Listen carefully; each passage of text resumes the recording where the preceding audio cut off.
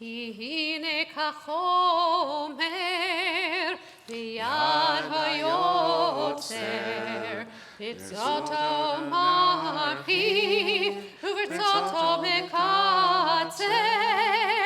כן אנחנו בידך חסד נוצר, לברית הבית, ואל תפנה יצר.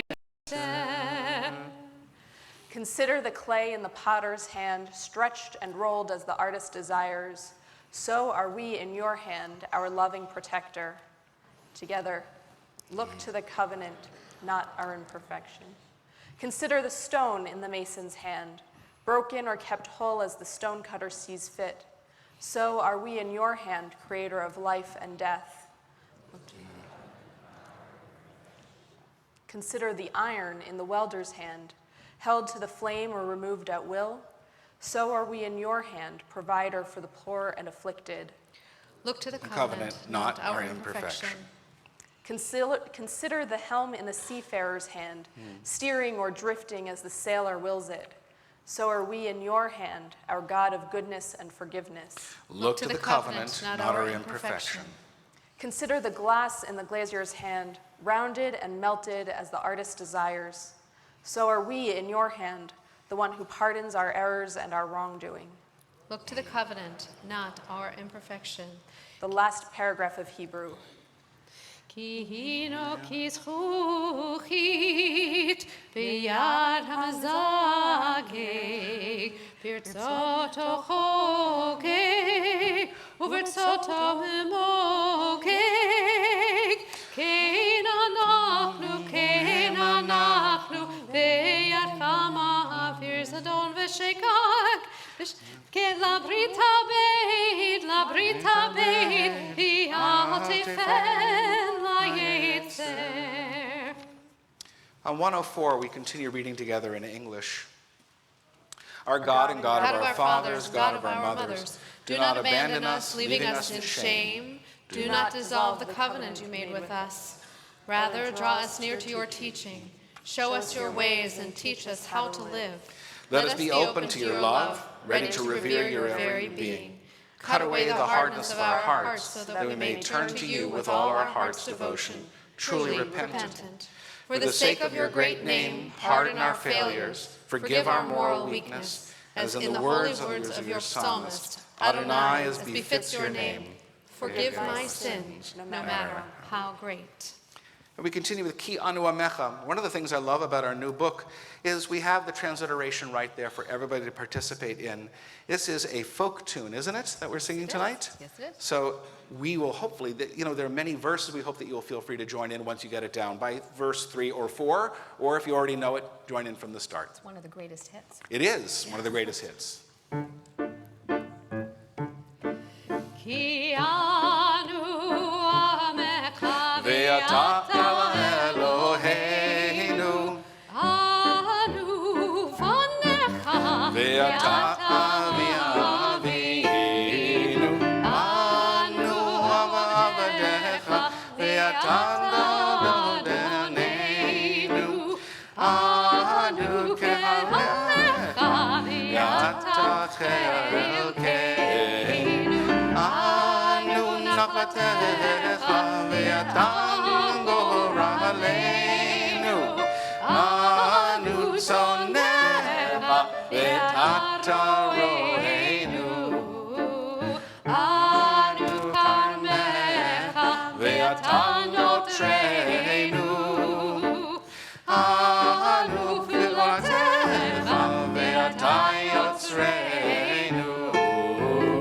Anu Rayatecha Ve'ata Nodeinu Anu Segulatecha Ve'ata Kroveinu Anu Anecha Ve'ata Malkeinu Anu Mamirecha Ve'ata Mamireinu. On page 111 is a beautiful old prayer asking for God to answer us. And instead of doing the Hebrew and responding, Hu Ya'anenu, after each of the lines, let us simply respond, answer us. Answer us, you who answered our mother Sarah in her old age. Answer us. You who answered our father Abraham at Mount Moriah. Answer us. You who answered their son Isaac when bound upon the altar. Answer us. You who answered Rebekah when she cried, why do I exist? Answer us. You who answered Jacob at Bethel, Israel shall be your name. Answer us. You who answered Leah in her sadness. Answer us. You who answered Rachel in her pain.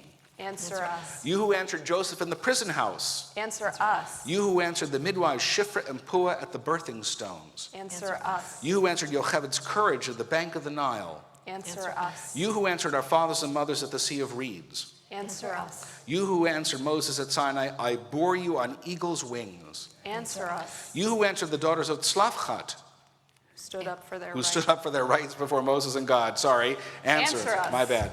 You who, now that's Yom Kippur for real.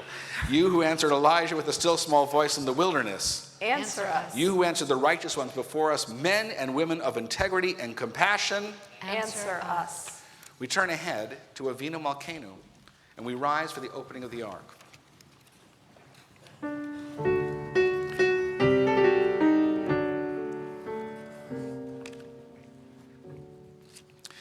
Avinu Malkeinu, hear our voice. Some of us have cancer. Some have lost strength of body. Some have lost memory and speech. Some of us are in pain. Some can't find work. Some of us bear marks of human cruelty inside where the scars don't show. Some live with depression. Some battle addiction. Many feel alone. Some have known shattered marriages, trust betrayed, hopes destroyed. Some of us have lost the ones we love far too soon. And some have lost a child. All of us have seen suffering in our midst. All of us know the ravages of war for which there are no words. Avinu Malkeinu, why? Avinu Malkeinu, are you there? Do you care? Avinu Malkeinu, hear our pain, hear our anger, hear our grief. Avinu Malkeinu, here is our prayer. Give us the strength to go on. Give us reasons to get up each day. Give us purpose and persistence. Help us to fend off fear and to hold on to hope. Help us to be kind. Do not make us bow or grovel for your favor. Give us dignity and give us courage. Avinu Malkeinu, show us the way to a year of goodness. Renew our belief that the world can be better. Restore our faith in life. Restore our faith in you. The next page. Avinu Malkeinu, Shema Kolenu. Together. Avinu Malkeinu, almighty and merciful, hear our voice. Avinu Malkeinu chatanu lefanecha. Avinu Malkeinu, we have strayed and sinned before you. Avinu Malkeinu chamolaleinu va'alolenu va'tapenu. Avinu Malkeinu, have compassion on us and on our families. Avinu Malkeinu kale dever v'cherev v'ra'av me'aleinu. Avinu Malkeinu, halt the onslaught of sickness, violence, and hunger. Avinu Malkeinu kale kol tsar umastin me'aleinu. Avinu Malkeinu, halt the reign of those who cause pain and terror. Avinu Malkeinu kotvenu b'sefer chayim tovim. Avinu Malkeinu, enter our names in the book of lives well lived. Avinu Malkeinu chadesh aleinu shana tova. Avinu Malkeinu, renew for us a year of goodness. Avinu Malkeinu malei yadenu b'birchotecha. Avinu Malkeinu, let our hands overflow with your blessings. Avinu Malkeinu harem keren mishichecha. Avinu Malkeinu, let our eyes behold the dawn of redemption. Avinu Malkeinu na al tashivenu rekam milfanecha. Avinu Malkeinu, we pray, do not turn us away from you with nothing. Avinu Malkeinu kabel barachim v'ratzon tfilatenu. Avinu Malkeinu, welcome our prayer with love, accept and embrace it. Avinu Malkeinu aseh manu leman shemecha. Avinu Malkeinu, act toward us as befits your name. Avinu Malkeinu aseh lemancha im lo lemanenu. Avinu Malkeinu, act for your sake, if not for ours. Avinu Malkeinu en lanu melech ela ata. Avinu Malkeinu, you alone are our sovereign. Avinu Malkeinu patach sha'arei shamayim letfilatenu. Avinu Malkeinu, let the gates of heaven be open to our prayer. Avinu Malkeinu shma kolenu chus v'rachem aleinu. Avinu Malkeinu, hear our voice. Treat us with tender compassion. Avinu Malkeinu chonenu v'yanenu ki ein manu ma'asim aseh imanu tzedakah v'chesed v'hoshienu. Avinu Malkeinu, almighty and merciful, answer us with grace. Where our deeds are wanting, save us through acts of justice and love.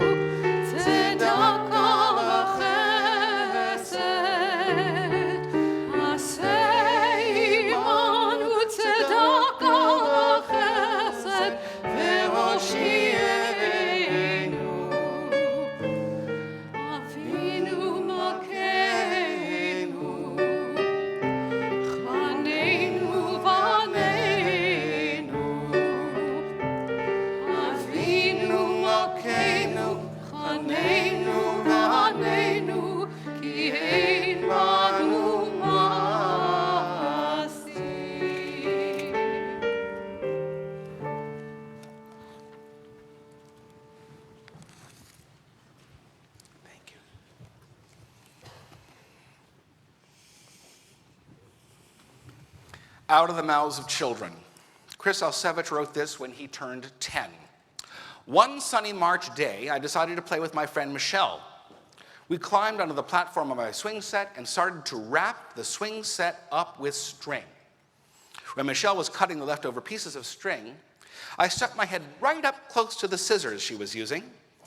Michelle came to a taut piece of the string and cut it, and the scissors jerked back and poked me right in the eye. It didn't hurt much, but the vision in my left eye was blurry. I don't remember much of what followed, except my mom and dad took me to St. Vincent Hospital, where Dr. Mark Steckel did surgery on my eye. The scissors had punctured my eye badly. Dr. Steckel magically repaired it and gave me back my eyesight. I learned not to put my eyes near any sharp objects, and I would advise you to do the same. Now, I know better. Another one, this from Nick Olson, who wrote this when he was 8. When I was 5 years old, I fell out of a peach tree and broke my head. I was in a park, and over cement, I had a bunch of rocks stuck in my head. My mom thought my back was broken. An ambulance and a police crew came. I went to the hospital. There I had x-rays. The doctors took the rocks out of my head. I couldn't remember my cat's name. It took a week to heal. I think other kids shouldn't shake trees if other kids are in them.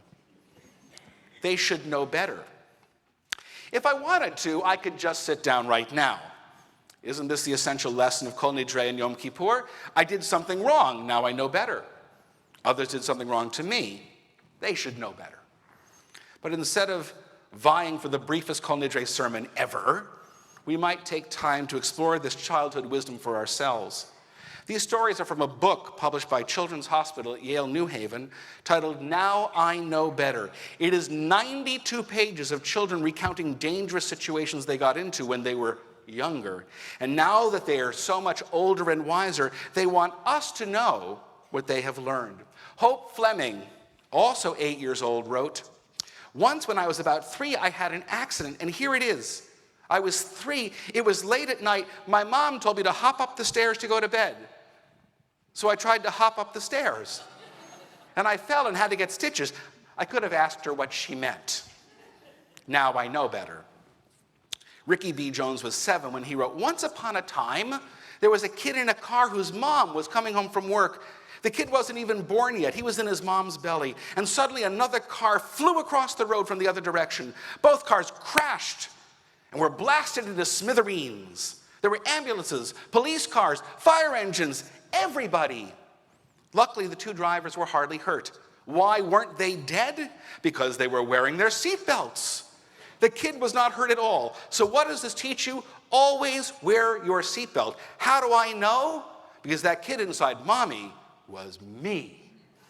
Now everyone in my family knows better." Is there anyone tonight who does not smile as these children bravely recount their brushes with danger? Is there anyone who does not nod in approval at the wisdom these children have gained? Yet on this sacred night, now I know better might be the lesson for us as well.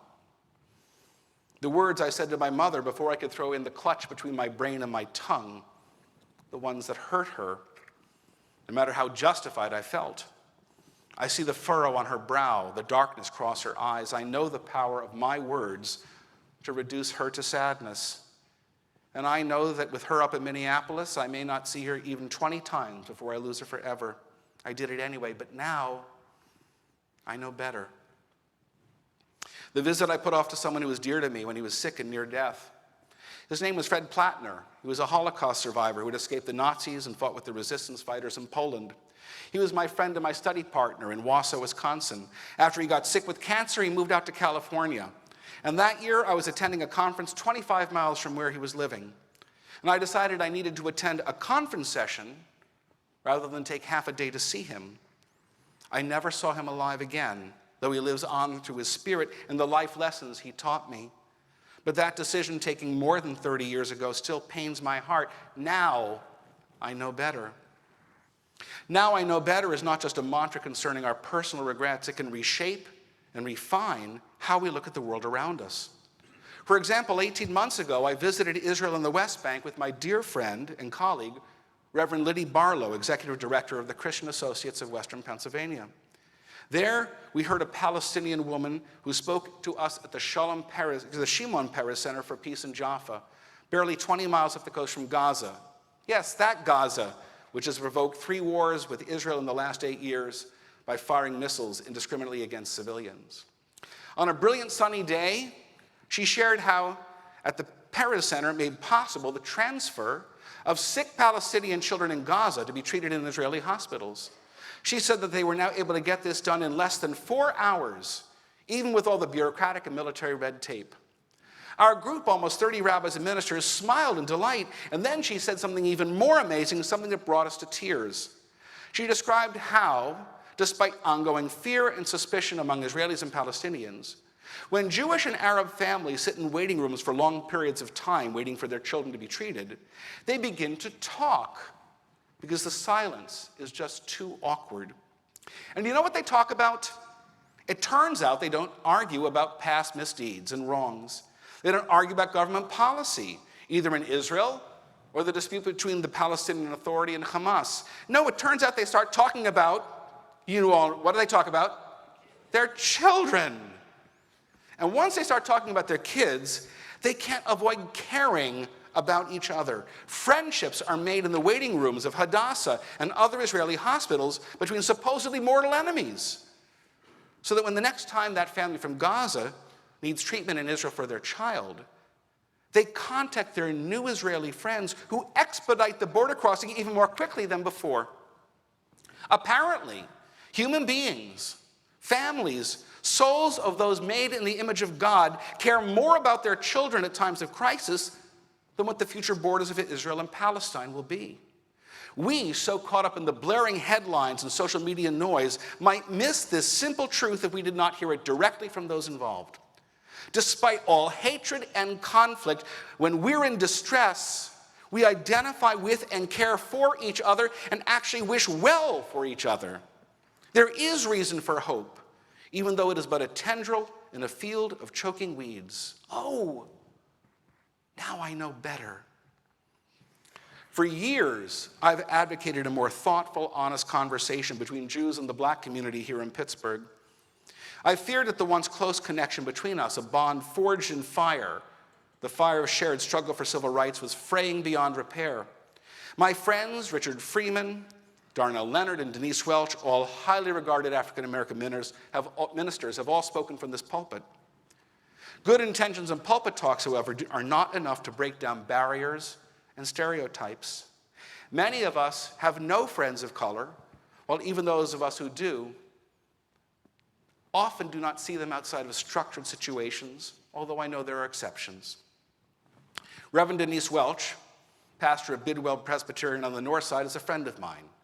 She and her husband, Reverend John Welch, have been to my home for dinner, and I see them at virtually every social justice event in our area, including last week at the interfaith service against violence in Pittsburgh held at a Black Pentecostal church in Larimer. Much of our work together is through PIN, the Pennsylvania Interfaith Impact Network. When the Black Lives Matter movement published its platform recently, I was deeply distressed about the anti-Israel rhetoric it contained. And I called Denise and asked what she and PIN might think to do about it. And she pulled me up short over the phone and said, Jamie, do you think that because we're involved in PIN that we're also involved in the Black Lives Matter movement? Just how do you make that leap? And the more we talked, the more I realized that I was wrong to assume anything about what she and John thought about Black Lives Matter. My assumption strained our friendship. And we finally met and talked it out. She expressed her anger and frustration at being lumped in with others whose beliefs she shared, but tactics she rejected. And you, Jamie, just assumed, didn't you?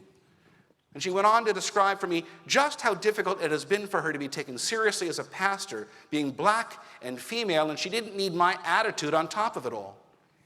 She went on to say that she went to bed every night with different concerns than I did. Namely, were her grandchildren going to be okay in a city in which there are still dozens of homicides each year in the black community? Her words, delivered softly and with infinite kindness, were an indictment. Jamie, do you even really know me at all? I was abashed. I knew that Denise cared for me, but to be exposed like that was so painful. And we came to the understanding that we could not simply cauterize this wound. We needed it to open it up to the air of conversation and spiritual exchange. It was Reverend Denise Welch who taught me the challenge of managing between intention and being in tension. Our good intentions can mask the real tensions we deal with when we are with other people who are different from us, yet share our same dreams, fears, and hopes. Out of our tension came the intention to listen more closely and better to each other. Tomorrow, Reverend Rodney Lyde, the minister of Homewood Baptist Temple, will be teaching in this room at our Yom Kippur Bet Midrash. I and the Tikkun Olam Center for Jewish Social Justice here at Sinai hope that some of us will engage him in an intentional conversation about race, not shying away from the tension that this will inevitably produce in us, so that at the end of the day we can start to say, now I know better. Caring is only the beginning. Having the feeling in one's heart is crucial, but what we do with our hands is what really counts. You may not know this, but we have a special computer program here at Sinai called Hinenu, which means here we are. Its purpose is for us to follow the ups and downs, the difficulties and triumphs of everyone in the sacred family. Given that we're a family of almost 800 families or households, that adds up to about 1,800 people. At any given time, there are probably 1,000 people who need a call, a visit, or something more, and our Hinenu program tracks maybe 200, the situations we actually know about. Every Monday at 2 p.m., I sit with our staff and we go over the needs of people who need to be visited, called, or supported in some way. Each and every one of you matters to me, to us, more than you will ever know. Every one of you is a father in the hospital who has just received a terrible diagnosis or is going through an earth-shattering divorce. When we know about it, we try to reach out to you and offer support, empathy, and caring. But it is clear that we only scratch the surface of the deep human needs of our sacred family. I could spend 10 hours a day visiting members at home, in rehab facilities, nursing homes, and hospitals, and not get to even half of you, even with the active participation of Rabbi Gorbin and Cantor Berman, who care every bit as much about you as I do. We miss you at pretty important times in your lives, even with our best intentions, even with a wonderful team of volunteers. The single most disheartening moment for me trying to serve this sacred family occurred about 4 years ago. I'd heard about a death in a congregant's family, and it had been several days without news of the details. So I called the family and reached the adult daughter. I asked how they were doing and if I could participate in the funeral. After hemming and hawing, she said that there was no funeral. They simply cremated their parent without ritual, ceremony, or gathering. They had no need of my services, although she appreciated my call. I mentioned that we'd read that name the next 4 Shabbat services before Kaddish, and she said, "Oh, that's nice," and gently hung up. I thought that our community could help by guiding the family down the well-trod path of Jewish mourning, but sadly, for some, now I know better. It is clear that Rabbi Gorbin, Cantor Berman, and I are not able to help with every pastoral need you have, which is why our wonderful volunteer leader, Mara Kaplan, and her team of caring and inclusion volunteers have created a program called Lots of Helping Hands. This program has a dedicated section on our website, and we encourage you to sign up right after the holiday. Since Rosh Hashanah, and it was mentioned by Rabbi Gorbin, already more than 70 of you have. We aspire to be a family of families, one that opens its doors to all, singles and marrieds and intermarrieds, young adults, boomers and seniors, the LGBT community, those in every conceivable relationship, those with special needs, physical or mental, seekers and finders and students, and those more laid back about their Judaism. What is clear is that we have to sustain and support each other rather than depending on our professional staff to do so. Like Palestinian and Israeli families who bond over sick children, there is the miracle of acceptance, shared need, and love when we enter each other's lives in meaningful ways. When I served as rabbi in Wausau, Wisconsin, we had 83 families spread out over 100 miles. I drove 32,000 miles a year to see everyone as often as possible. Visiting, teaching, and meeting with the 150 people in our small circle became my personal goal. And with some exceptions, I largely succeeded. After 28 years here at Sinai, however, it's abundantly clear that I can't serve you in this way. Neither can Cantor Berman or Rabbi Gorbin.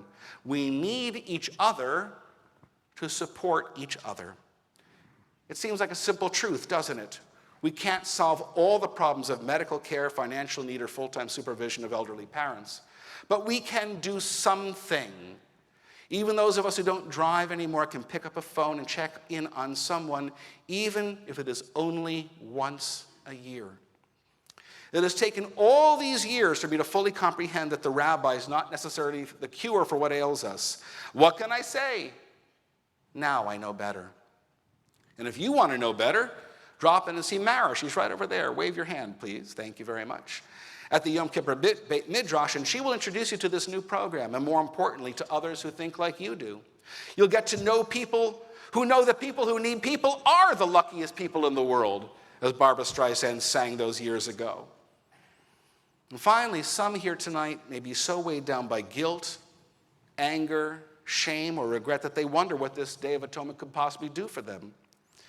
I know that not all wounds can be healed, nor all relationships repaired. But I also know that just about everyone here tonight feels an ache in the soul over someone they have hurt over the past year. We all wonder what we can do to make it up, especially if the person we have hurt does not even want to see us, much less hear our words of remorse. Let me be as clear as humanly possible. You are all, every one of you here, worthy of forgiveness. Every single one of you. You have immeasurable value that you do not know and often do not recognize. Yom Kippur is not for those who are perfect and have not fallen short. It is for all of us who have. Forgiveness is possible even when reconciliation is not. There are monstrous hurts that some have inflicted upon us, and we may not be able to let those disappear into the ether. But honesty and accountability demanded by Yom Kippur gives all of us a way back to being our better, if not our best, selves. Let no one say she or he is unworthy this night. Let no one say that he or she is beyond redemption. Let no one say this night that they do not matter, even when we have fallen so terribly short and missed the moral mark. There's a beautiful movie, Something the Lord Made, about the work of Dr. Alfred Blalock, who pioneered heart surgery in toddlers and babies. Toward the end, the doctor, played by the amazing and sorely missed Alan Rickman, recognizes his horrible obliviousness to the racial discrimination against his assistant, Vivian Thomas. Looking straight at him, he says, "If you live long enough, you are bound to have some terrible regrets." We have regrets this night, don't we? We regret words and deeds that have caused pain and harm. There is a way forward toward forgiveness, to return to your better self. For you who doubt, take but one step this night. Recognize the hurt. Tomorrow, take another. Name the act. And the day after tomorrow, after the holiday, write this person a note, an email, a text. Say you recognize what you have done and you regret it and hope to make amends. Say to yourself tonight, now I know better. Let that spur all of us to act better starting tomorrow. Now, you may not realize this, but the season of forgiveness does not end with the final shofar blast tomorrow night. It extends all the way through the end of Sukkot to Simchat Torah, the rejoicing of the law. Our sages wisely taught that we might not reckon all of our failings until this very night. They knew that we might need a little more time to address them and to ask forgiveness from those we've hurt. So here is a present from our sages. You have a little more time after tomorrow. You have until a week from Monday, when Simchat Torah will end, to do something to make things right, or at least a little better. Repentance season goes on for almost 2 more weeks. So now you know better, don't you? All of us worthy of forgiveness, with extra time to work towards it. Now we know better. Tonight, we all know better. Don't we? Don't we?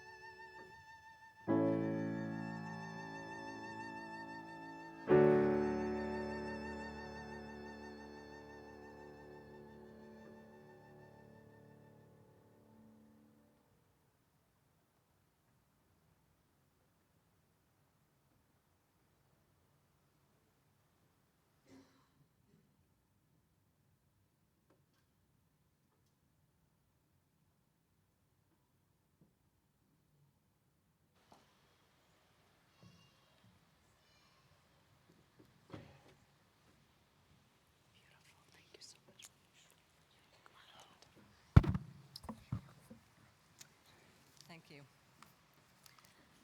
Shana Tova. Shana Tova. It's an honor to be able to share some thoughts with you, and I wish everyone a happy, healthy, and peaceful New Year. You may remember that last year I referred to a quote by Rabbi Abraham Isaac Cook, "The old shall be renewed, and the new shall be made holy." I'm fond of this phrase because it fits so well with the reflection and introspection we engage in at this time of year, and with the resolve for positive change that it implies. What has changed in the past year, and how are we doing as a community with the transition? How have we consecrated the new, and what else should we be doing that we're not doing already? A very concrete example of what's changed is the new machzor we're using, Mishkan HaNefesh. Whether you attended a class or came to it fresh 10 days ago, likely you found it new, innovative, and personal, allowing you to interact in your own way and at your own pace. Like much at Temple Sinai, we experience it both as a community and as a unique individual within it. I hope that it generated some excitement and inspiration for your personal approach to the High Holy Days.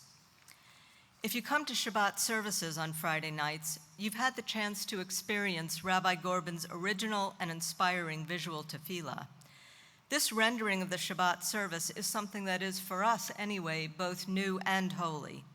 I hope you look forward to experiencing it as much as I do. Another good example of making the new holy would be the installations we conducted last fall for Rabbi Gorbin and Cantor Berman. These are events that helped mark an official beginning to our sacred partnership with them. And if you attended our joyful 70th anniversary Shabbat service a few weeks ago, you had the opportunity to experience something really new. Prayers set to 70s music with inspired arrangements by Cantor Berman and Rabbi Gibson at the piano channeling Elton John. It was also an opportunity to renew, to celebrate 70 years and counting for our sacred community. Maybe you've noticed a new look and feel to our print and electronic communications.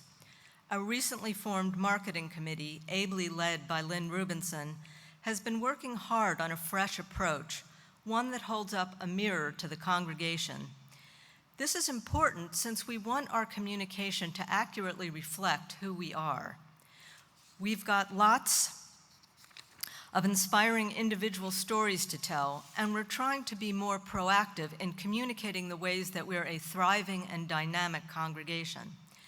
To illustrate this, I'd like to share my personal story with you. I've been a member of Temple Sinai for almost 14 years.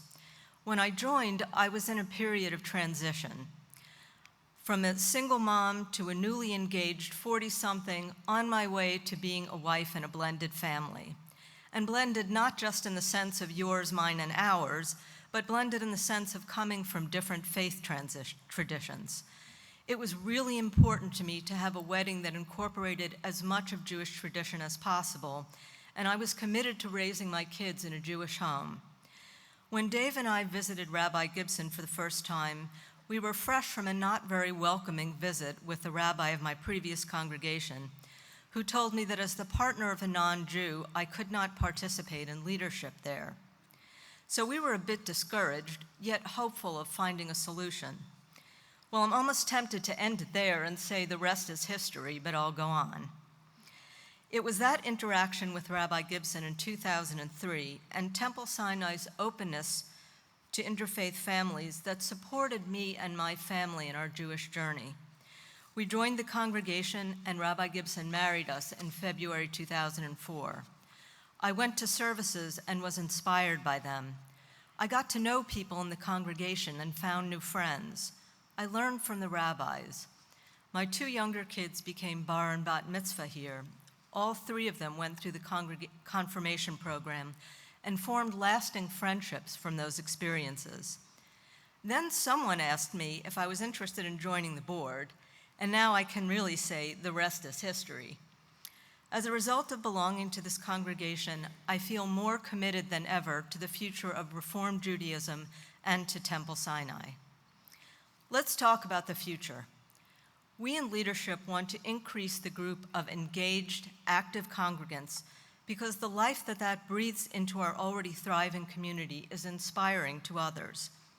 We are increasing the number of ways to participate, knowing that how congregants choose to engage is a personal decision, and so far they have responded enthusiastically. What we can do better, and are addressing in part with the new marketing campaign, is improving communication to congregants to let them know what others like themselves are involved in and why they value their membership. Which brings me to a change that's coming that reflects how we're trying to live up to our values of being both inclusive and innovative. As you heard from John Schiller on Rosh Hashanah, starting next July, we will be replacing our existing dues requirement with an annual personal pledge. Under this new program, we'll provide guidance on what it takes to sustain the temple and ask each member family to determine the financial support they're committing to provide to the best of their abilities. In this way, we can better fulfill our sacred mission while recognizing that your support of temple is a personal decision, ideally one that comes from the heart. You will be hearing about this in more detail over the next few months. I want to take this opportunity to thank Rabbi Gibson, Rabbi Gorbin, Cantor Berman, and all of our staff for everything that they've done in the past year to create an inspiring environment at Temple Sinai. Thanks also to Bonnie Fine, our interim executive director. She's been a pleasure to work with, and she continues to help us set ourselves up for success with a permanent hire. If during the past year I failed to respond to a question or concern of yours, or did not treat it with the sensitivity that it deserved, I hope you will forgive me. Sorry. I hope you'll forgive me for messing up these pages.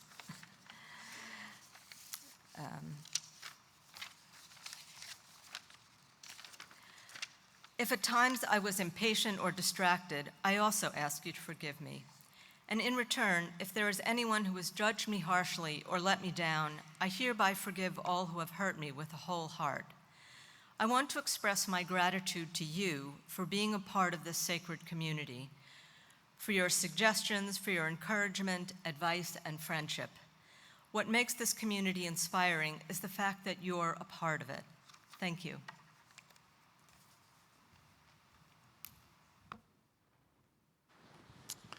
Normally we would have a whole slew of announcements right now, but we're running a little late. So I just want you to notice that, what did we say about Yom Kippur? All times are approximate.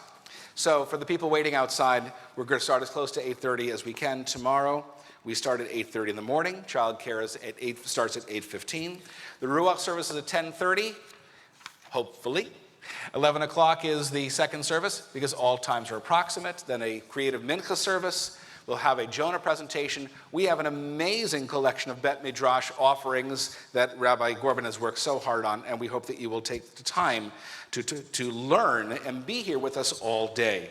What I'd also like to do is to say that there's a poster up announcing the June trip to Israel. We hope that you will take a flyer and show, if you are interested, to let me know, and there's already some enthusiasm going on with that right now. So I'm going to say that we're going to cut the Bayom Haihu Isaacson, and we're going to be proceeding right on, starting on page 116. If you are able to, please rise for Aleinu. Aleinu לשבח לדון הכל, לתת גדולה ליוצר ראשית, שלא עשנו גרי ארצות, ולא שמנו במשפחות האדמה, שלא שם חלקנו בהם, וגבר עלינו ככל המונם, ואנחנו קוראים ומשתחווים ומודים לפני מלך מלכי המלכים הקדוש ברוך הוא. ונאמר והיה אדוני למלך על כל הארץ ביום ההוא יהיה אדוני אחד ושמו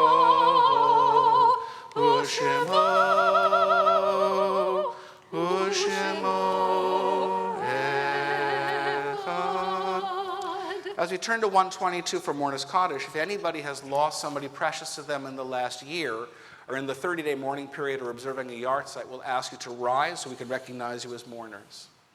All those who have lost somebody the last year, observing a yard site, or in the 30-day period of mourning. And because we demand of ourselves that no mourner ever stand alone, we rise with them as we are able. And on 122, all who will may join in. And if Carly is around, she should come up and be with us now.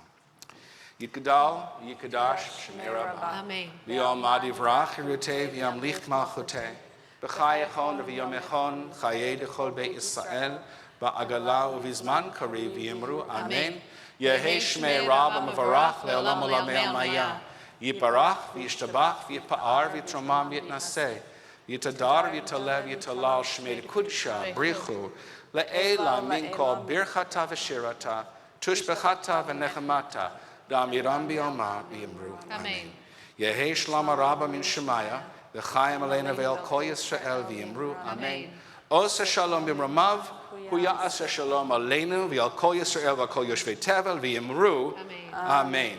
May the source of peace bestow peace on all who mourn, and be a source of comfort to all who are bereaved, giving peace to the entire world and to the Jewish people, as together we say, Amen. On the facing page, you'll find our final song. Many of you know it, or at least the first two lines, those who sow in tears shall reap in joy. Pretty easy. By the third time, you should get it. Those who sow in tears will reap in joy, will reap in joy. Those who sow, no bridge, just this, who will reap in joy. Reach out to somebody you love. Those who sow in tears will reap in joy, will reap in joy. Those who sow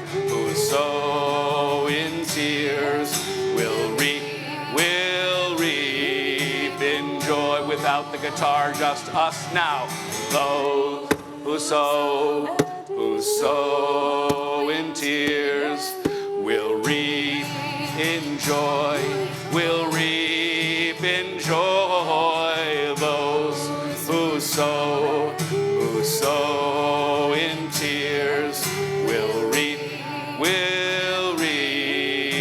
in joy. Gemar Chatima Tova, may the final seal be for good. Shana Tova.